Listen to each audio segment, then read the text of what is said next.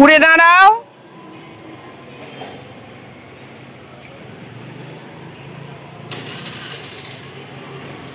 বেটু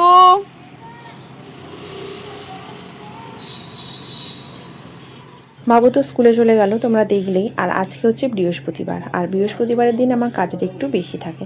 তো চারিদিক ঝাড়াঝুড়ি মোছামুছি সব কমপ্লিট করে নিয়েছি। দেখো সব কিছু পরিষ্কার করে মোছা ধোয়া করে চলো এবার স্নান করে আসি।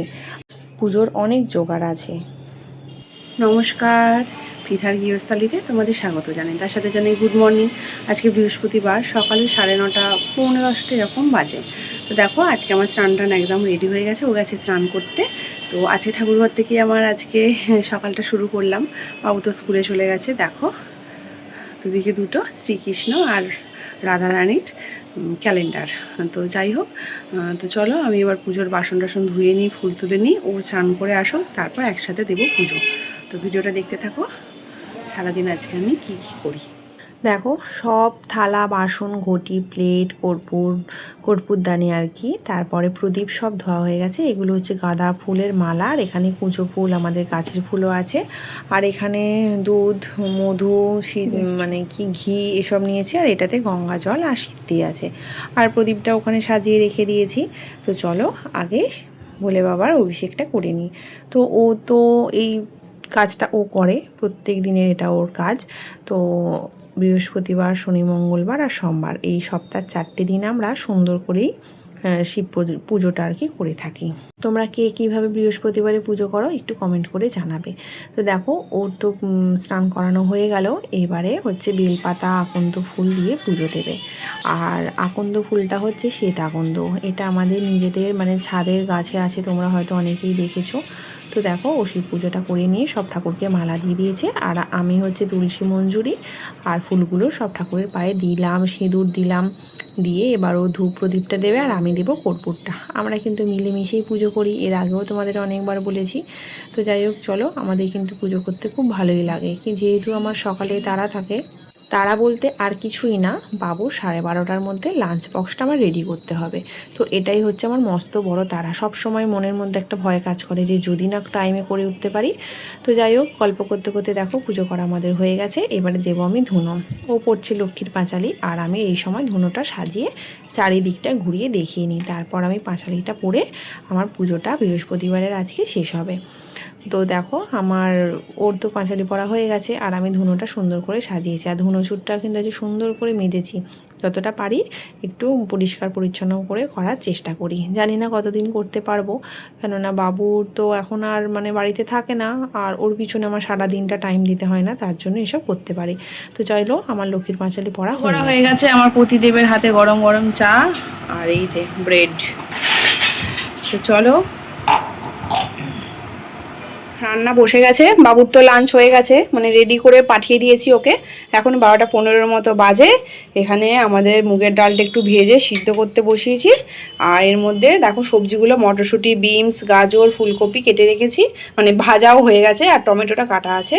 তো চলো মুগের ডালটা করে নিয়ে ভাত বসাবো। এই দেখো এটাকে গ্লাসের মধ্যে বসিয়েছি। তো চলো এটাকে রোদ্দুরে দিয়ে আসি।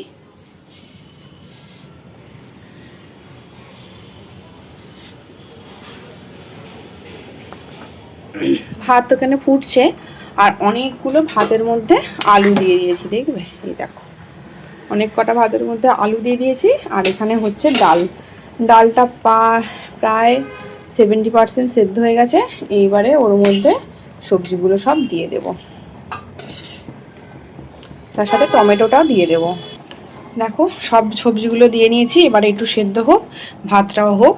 তো চলো আমি আসছি আবার পরে। দেখো ভাতে জল কমে গেছে, জলটা ভর্তি করে দিয়ে দিই, আর এখানে হচ্ছে ডালটা সিদ্ধ। চলো দেখি কতটা সিদ্ধ হলো, আর একটু সেদ্ধ করি, সবজিগুলো তো সেদ্ধ হতে হবে। ডালগুলো কিন্তু ভালো করে সেদ্ধ হয়ে গেছে, সবজিটাও সেদ্ধ হয়ে গেছে। এবার ঢেলে রেখে দেবো, দিয়ে কড়াইটা একটু ভালো করে ধুয়ে পরিষ্কার করে দেবো তেল। তো দেখো তেলটা আমি দিয়ে নিলাম, দিয়ে একটুখানি তেজপাতা লঙ্কা ফোড়নে দিয়েছি, দিয়ে আদা বাটাটা দিয়ে দিলাম অল্প একটু হলুদ, এটা কেনা হলুদ তো তার জন্য দেখো রঙটা কত গাঢ় হয়ে গেছে। আর দিলাম একটু কাঁচা জিরে গুঁড়ো করা, যেটা কালকে তোমাদের দেখালাম। আর গোটা দিয়ে নিই, বাবু রাত্রিরে এসে খাবে, ও গোটা দিলে খাবে না, তো তার জন্যই গুঁড়োনাটা দিলাম। আর এবারে দিয়ে দেবো ডালটা। তো দেখো ডালটা দিয়ে দিয়েছি, দিয়ে এবার একটু ফুটতে দেবো, দিয়ে তারপরে দেবো অল্প লবণ। আর আমি কিন্তু আগে সিদ্ধ করার সময় লবণ হলুদ কিছু দিইনি, তোমরা আগে তো দিতেই পারো, তো আমিও মাঝে মাঝে দিই, তো আজকে আর দিইনি। তো দেখো লবণটা একটু দিয়ে নিলাম, দিয়ে আর অল্প একটু দেবো মিষ্টি, যেহেতু মানে গুড় খাই আমরা, তো গুড়টাই দিয়ে নিলাম। আর প্রচণ্ড গরম, তো চলো এটা হচ্ছে বাটার মিল্ক, আর এই গরমে এটা প্রত্যেক দিন একটা দুটো করে তো আমি খাবো। তো যাই হোক চলো খাওয়া হয়ে গেছে, এবার বানাচ্ছি পেঁয়াজিটা কিন্তু আমি বানাচ্ছি না, বানাচ্ছে আমার প্রতি পরমেশ্বর। তো যাই হোক আমি বলেছি আমি এটা বানাতে পারবো না, তো সেই জন্য বলেছে ঠিক আছে আজকে দেখি আমি বানাই হয় কি না তোমার মতো, কিন্তু খুব সুন্দর হয়েছে দেখেছো, আর ভালোই বানিয়েছে, আজকেও বানিয়েছে আর আমি বসে বসে খেয়েছি। তো দেখো সব বানানো হয়ে গেছে, মুগের ডাল পেঁয়াজি আর ছিল আলু সিদ্ধ, সেটা লঙ্কাকে তেলে ভেজে তো সেটাকে মাখিয়েছি, মানে শুকনো লঙ্কাকে। তো ভালোই লাগে মাঝে মাঝে, প্রত্যেক দিন ওই তরকারি খেতে ভালো লাগে না। তো চলো এবার রেস্ট করবো, বাবু আসবে, তো আসছি সন্ধেবেলা। তো বাবু স্কুল থেকে আসার পরে ওর জন্য রেখেছিলাম পেঁয়াজি 2-3টে, ও কিন্তু খেয়েছে। আর এখন ওই 7:30টার মতো বাজে, গাছে জল দিলাম, দুপুরে এঁঠো বাসনগুলো ধুলাম, ধুয়ে তারপরে চেঞ্জ করে দিয়েছিলাম সন্ধ্যা। তো বৃহস্পতিবার একটু সন্ধ্যা দিতে দেরি হয়, তো দিয়ে এবারে বাবুর জন্য একটু হরলিক্স গুলিয়ে নিলাম, আর ও কিন্তু স্কুলের হোমওয়ার্কটা করছে। তো চলো ওকে দিয়ে দিই, ও খেয়ে নিই, তারপরে আমি একটু আমার জন্য চা বানাবো। গরম অথচ যেন গলাটা হালকা হালকা ব্যথা, তো একদম হরলিক্সটা কিন্তু আমি গরম করি না, একদম হালকা গরম করে দিয়েছি যাতে ও এক্ষুনি খেতে পারে, ওর খিদে পেয়ে গেছে তো তার জন্যই। তো চলো ও খাওয়া দাওয়া করে পড়াশোনা করে নিক, আর আমি একটুখানি চা বসিয়েছি সব রকম দিয়ে। তো এবার আমি চাটা খাবো, খেয়ে আমার একটা মস্ত বড় কাজ আছে।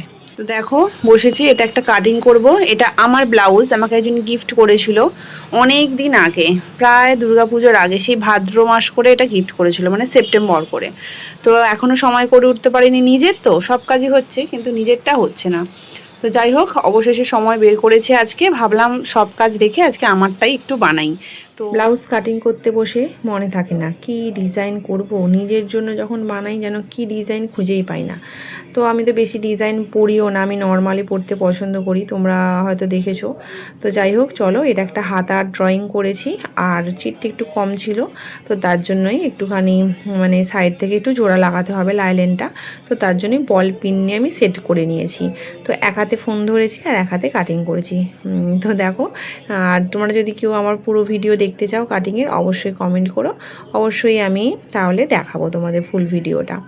তো যাই হোক চলো এক হাতেই এখন কাটছি, আর বাবু কিন্তু খাওয়া হয়ে গেছে, আমি মানে কাটিং করতে করতেই ওকে খাওয়াতে গিয়েছিলাম, বা আমরাও খেতে গিয়েছিলাম, এখন ওই 11টা 15-20 মতো বাজে, ওকে খাইয়ে দিয়ে তারপরে এসেছি হাতাটা কাটবো, তারপরে মেন ফেব্রিকটা কাটবো। আর দেখো কাটতে কাটতে তোমাদের সাথে একটা গল্প শেয়ার করি, আমি যে ব্লাউজগুলো আমার আছে, আমার কাছে কিন্তু প্রচুর ব্লাউজ আছে, আর সব ব্লাউজগুলো কিন্তু আমার নিজের হাতেই বানানো, মানে খুব কম মানে নেই বললেই চলে অন্যজনের হাতে বানানো। দুটো আমি মনে হচ্ছে এখান থেকে সেই সাউথ ইন্ডিয়ান বানিয়েছিলাম, তো সেই দুটো বাদ দিয়ে বাকিটা পুরোটাই, মানে যখন আমার কাছে মেশিন ছিল না এখানে।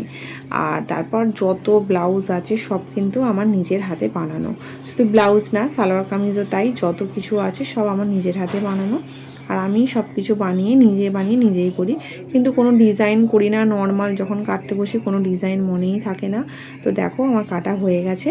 তো যাই হোক ভিডিওটা কেমন লাগলো অবশ্যই কমেন্ট করে জানাবে, ব্লাউজটা তৈরি হয়ে গেলে অবশ্যই তোমাদের সাথে শেয়ার করব। আর যদি ভালো লাগে অবশ্যই লাইক করো, চ্যানেলটা কিন্তু অবশ্যই সাবস্ক্রাইব করে নিও। দেখা হবে পরের একটা নতুন ব্লগে, ততক্ষণ সবাই ভালো থাকবে, সুস্থ থাকবে, সাবধানে থাকবে। দেখা হবে পরের একটা নতুন ব্লগে। বাই।